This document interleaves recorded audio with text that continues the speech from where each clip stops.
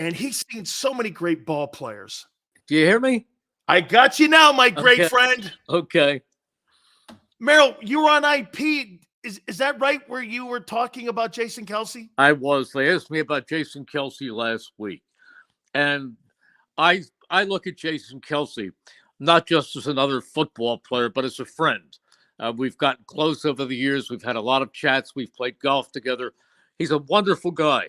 And he has played 13 years. That's a lot of football. That's a lot of pounding. Dan, I can't tell you how many times I've seen Jason Kelce hurt and go out of the game, and you figure it's over for him today, and he leads them out of the locker room in the second half. I mean, he is an iron horse. And yet the pounding is accumulative.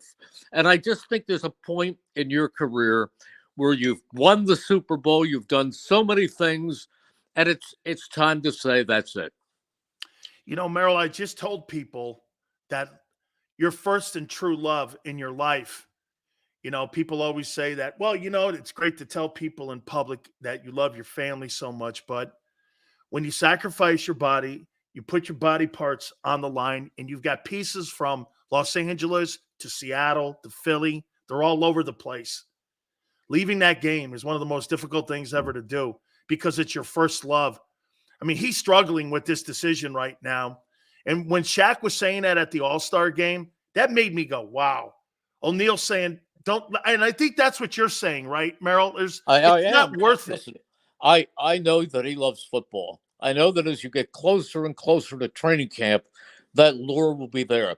And somebody, some writer made a statement about me in the paper. They reprinted what I said. And then he said, but what does Merrill know? How does he know how much effect Jason Kelce has had? How much damage from all the football he's played? He's not a doctor. He's not somebody who has any way of really knowing what it will do to him in the future. It's only the fact that this will be my 48th year in the booth, and I go back to the guys who I knew well and cared about in 1977 and 1978, the Vermeil teams, and so few of them are still around. And throughout the years, guys who were good friends, and by the time they're 50, 55 years old, instead of enjoying their retirement, they've had so much damage. We know all about the horrors of CTE, and forget the joints and the inflammation and the all kinds of other problems that they can have. Listen, I think there's a point that you reach where you've accomplished so much that it just makes sense to say, that's it. You know, I've had a great career. I'm independently wealthy. My family is fine. And especially with a guy like Jason Kelce, who can have his choice of careers. If he wants to broadcast, if he wants to go into any other field, he is one of the most popular athletes in the history of this city. Maybe one of the most popular athletes in NFL history. That's easily one of the most insulting things I've ever heard somebody say to you, because Merrill, you're around these players, and you get to what? You don't have to be a doctor to know what the pounding and the things that have caused people to have issues in their life, like my friend Andre Waters. No, so when people say that shit to me and I hear that, it's so insulting, because I wish we could have all reached out to Andre and helped him with his struggles as he was, because he lived in Tampa. I used to go see him all the time. And I mean, you have no idea what some of these people are talking about when they say things like that to you, that you've been around these men and you know what that game, it keeps you in it. Sure. Who was the other safety with Andre? Wes Hopkins. He's gone. He's gone. Last year, Frank LeMaster passed away, and with so many different kinds of injuries, and did not live the rest of his after football life with any kind of good feeling. I mean, he had so many setbacks and so much pain for so many years. I think if you get out of this game healthy, thank your lucky stars and move on. I gotta throw this at you here. You know, there's a lot of work to do on this team. this offseason. And I say this financially because check this out. Not a lot of folks are hitting on it, but the Eagles have to decide by May 2nd if they're going to pick up Devontae Smith's 50-year option, which will be $15 million in 25. And if they don't, 2024, he goes in and that's his last season. Before in the offseason, he'll be a free agent. I mean, then you've got Haason Reddick. You got the two corners to worry about. You got a big salary in AJ. There's some real issues, isn't there? At least before you get into the combines and free agency, there's some really big decisions that have to be made with this team that's going to affect its direction. Do you agree? I do, and you just mentioned three guys who they can't afford to lose. They're two of the best receivers they've ever had, and you've talked about a terrific edge rusher, and they're also good guys. How about this one? Merrill, do you believe that the Eagles should bring back Haason Reddick because Haason Reddick has given you 30 sacks since he's been an Eagle? However, for them letting him to walk out in the open market like that to see what his value is, it's kind of a convoluted message. Hey, we love you, but let's see what you're worth. I mean, how did you take that when they allowed him to seek an opportunity just to see what his value is? I'm not saying they're getting rid of him, but that's kind of peculiar. Let's see what you're worth. Is that the case? I mean, I don't know.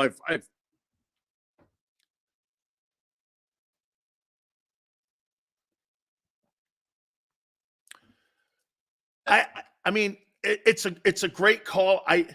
Let's see if we can bring up. Is that the case, Merrill? I mean, it's true. The Eagles haven't really publicly said that yet. No, not, and nobody has said it to me. I've read it, as I said before, but I don't have any firsthand knowledge. I wouldn't be telling you, well, that's the case, and here's what they should do. I will tell you, it's very important for them to bring back Haason Reddick because you don't get players like that every day. I mean, he is an outstanding player. He is still at the top of his game. He is a team leader.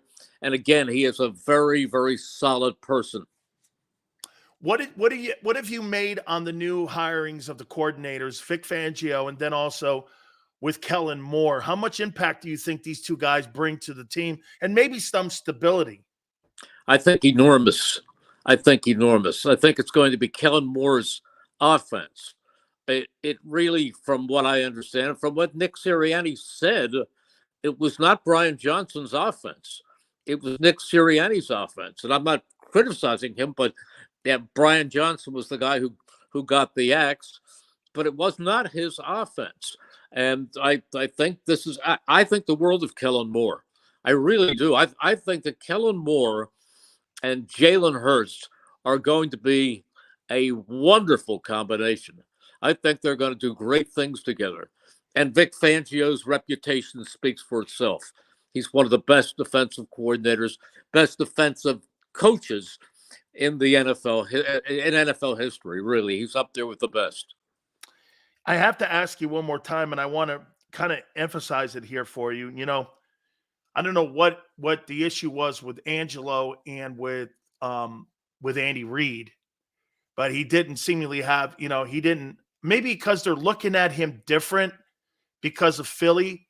Do you think he is different now? Is that a different coach in Kansas City, in your opinion? Or is that the same guy, Merrill, that you saw in Philly? He's a great coach. He has always been a great coach. He's the winningest coach in Eagles history. There were things that you could point out with every coach. Well, maybe he could have managed this game better, or maybe he could take, as Andy would say, there are always plays that I'd like to come back. But look what he did. He had them to 5 NFC championship games. He had them to a Super Bowl. His players played for him. The last few years weren't good, but there were a lot of things good.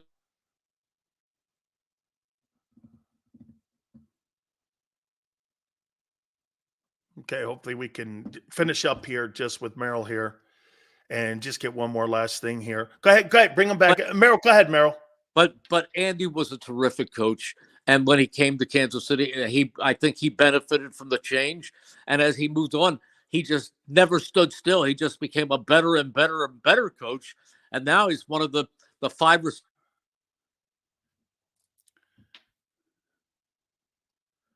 Okay, let's see here. I want to finish it up here with Merrill here. Let's see, Tone, let's see if we can click him back in and out here again one more time. Yeah, here, let's go back one more time here. Hey, what the only issue I think he had, Merrill, was that people love Andy Reid and they like Doug. That was Angelo's takeaway, is that he goes, there's so many people in our city and in the media that love Andy, but kind of like Doug. Well, did you love Andy and like Doug? Yeah. Well, Andy was here for 14 years. Hey, that's going to matter if I'm married to you longer. Doug was here for a handful. That was it. Absolutely. Don't you think with all coaches there is a shelf life yes. for the job? But Andy always was a terrific coach, and Andy's a terrific person. And I think Doug's a great guy and a terrific coach. They're lucky to have him in Jacksonville. Do you agree it was time for Andy Reid to leave after 14 years? Well, I think at that point there were so many things, Dan, that went on that I think he needed to change a venue, and I think the team had to move on. Although his replacement was an utter disaster ultimately. It really was. Merrill, thank you so much, my friend. You're always great to me, and I so appreciate it. Thank you. My pleasure. Take care. You got it. The great Merrill Reese. We so appreciate him being patient with us. We thank him again. All right. Hit the like button. We'll reset everything. Keep it here on the National Football Show.